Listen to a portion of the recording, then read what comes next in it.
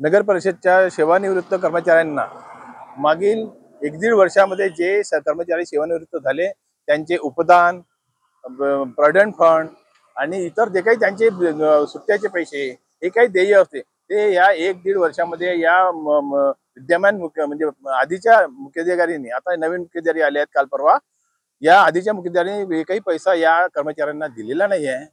तसेच दुसरी मागणी अशी आहे की अनुकंप धारक जे कोरोनामध्ये जे काही कर्मचारी मरण पावले त्यांच्या कोणत्याच कोरोनाच्या आधी आणि आतापर्यंत अनुकंपामध्ये ड वर्गामध्ये म्हणजे क्लास 4 मध्ये जे कर्मचाऱ्यांचे मुलांना नोकरी द्यायची असते ते देण्यात आलेली नाही आहे आणि या 1.5-2 वर्षापासून 3 वर्षापासून कोणतीच कारवाई त्या संदर्भात झालेली नाही। त्यांच्या घरी आज खाण्याचे कुटुंबावर मोठी वाईट परिस्थिती आलेली आहे।